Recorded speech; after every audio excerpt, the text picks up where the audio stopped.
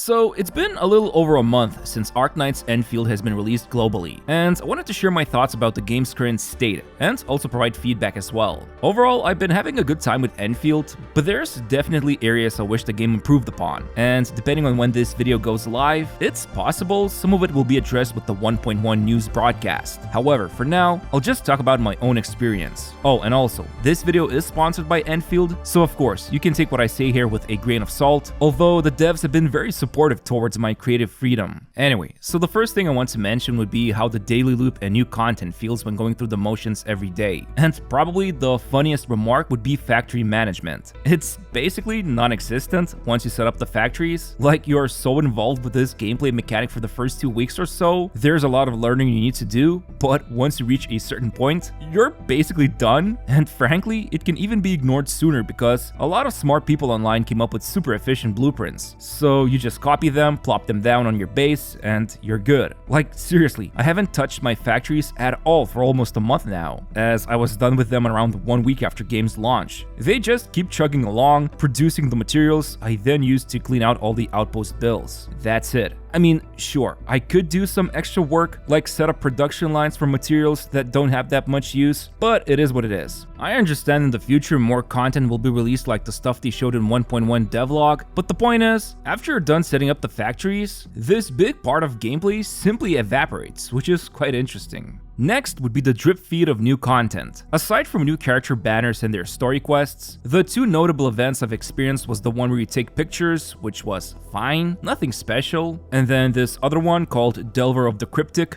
was quite enjoyable for me, and I don't know, puzzle solving in this game feels a lot more satisfying compared to other titles, and I especially enjoy that corridor puzzle, although I am still missing one chest there. And then lastly, we have Umbral Monument, which is sort of Spiral Abyss for my Genshin viewers, but there's no reward for finishing the trial fast. You literally have 10 minutes for each stage, so even with an unoptimized team, it should be clearable even on Agony difficulty. I mean, heck, there's a guy who's solving everything with Catcher. Now, since recording this video, there's been 2 separate Umbral cycles, each consisting of 3 stages, and I believe this is permanent content. There's no timer or deadline given when they expire. Initially, I called this endgame, but I am not so sure, to be honest. Yes, this is like the hardest content right now, but the ceiling is quite low, and I've seen a lot of veteran players stating that Hypergriff took a while before they introduced proper endgame in OG Arknights. So I'm not sure what to think of this yet. Again, they might announce some proper endgame in 1.1, but for now, to me this was like 10-20 minute challenge for each cycle. The rewards were pretty conservative, but I did rage a little, especially against these stupid dogs who run around. So if I am pulling a few hair follicles out of my head, that means the game challenged me. But if you think I'm a bad player if I consider this challenging,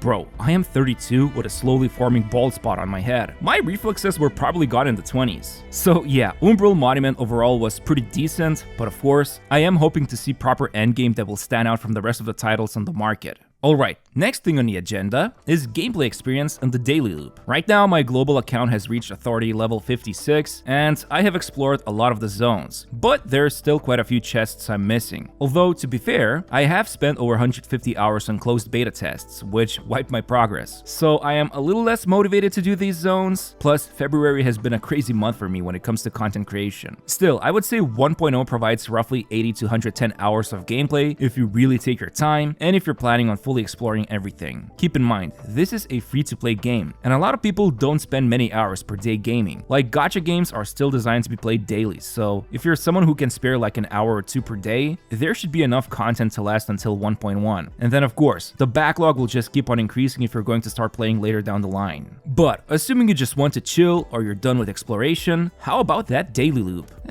It's okay, as it will depend from player to player. The daily tasks can be completed really fast, since you need 100 points to max it out, and you can get 20 points for logging in, then 40 for gifting once, and then the rest 40 points can be gained from crafting one piece of gear, which you'll need tons of for artificing anyway. It's also funny how rarely I visit Ascension materials sites because most of them I can just craft in advance on the ship, and I think I've counted a total of 6 visits over a month to a few sites, and I have 3 teams I've built on my account. And then, of course, the recycling stations become irrelevant after a few days of playing. And the funniest thing is, the 1.1 devlog mentioned how there will be no further levels for cabins to upgrade. They literally said you don't have to stockpile these materials. Yeah, you should have told me that before I started hogging all those excess materials. However, the daily loop really starts to drag on when it comes to the menus. So much clicking. Elastic Goods feels annoying when you have to click through each item multiple times to check their price. There needs to be an overview within a page, so you can just give it a quick glance and buy the most profitable item of the day. Same goes for depot nodes. The job transfer function hidden away in the quest menu is tiring to do every day. Although, funnily enough, I've noticed disinterest from my friends list for taking on Valley 4 jobs, which I guess it makes sense once you purchase a lot of the stuff on stock for distribution, even if you can gain some friend coins for doing these runs. But probably my biggest pet peeve is the Sanity system. With a really well-built team, sure, it takes about a minute to clear the domain,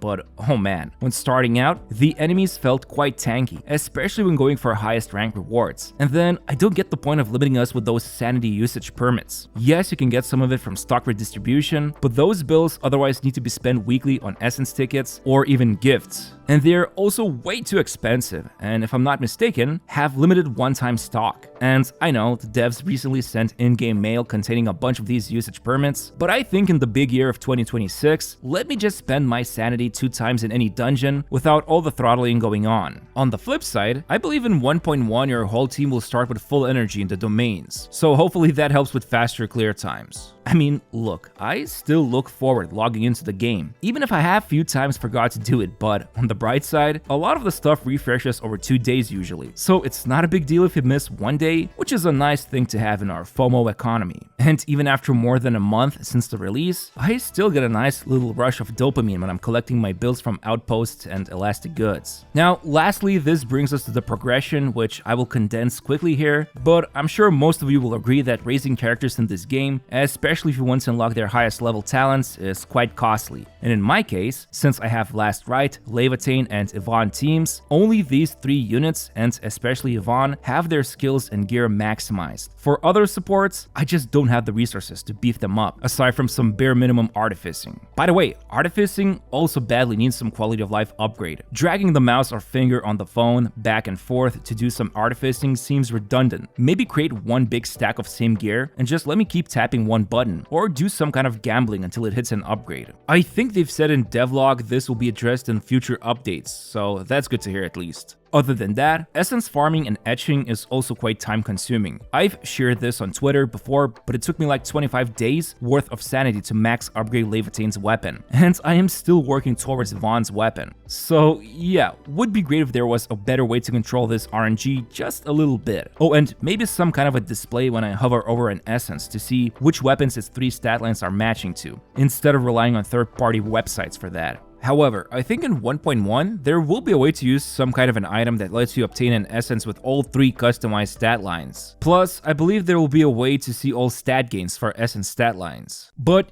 yeah, I'm just sharing my feedback here of little things I've noticed over time. And I am doing this because this game has been such a joy to experience. Like, the graphics are insane, the optimization is perfect, and there's still a lot of cool new little details I learn about from time to time. The devs have clearly put a ton of effort polishing Endfield, and I'm sure we can all agree the water graphics especially are crucial for us to enjoy it. Overall, I've had a great time playing Endfield, and despite some minor annoyances, I find it interesting to play even to this day. Now, there is some bias, not because I'm sponsored, but because I make guides for this game, and theory crafting for the characters in Endfield is quite dank. Like, it's exciting to see new combos and gear loadouts develop as time goes on. Also, I didn't really talk too much about Gacha or pull economy, but the problem is, I didn't start a free-to-play account. I just didn't have the time, and I did have to spend money on Endfield so I can pull all the units and make guides for them. Such is the life of Gacha guide maker. But I have seen the sentiment online that pull economy overall feels unsatisfying. So if that's what the majority of people think, well, I really hope this gets addressed in some way.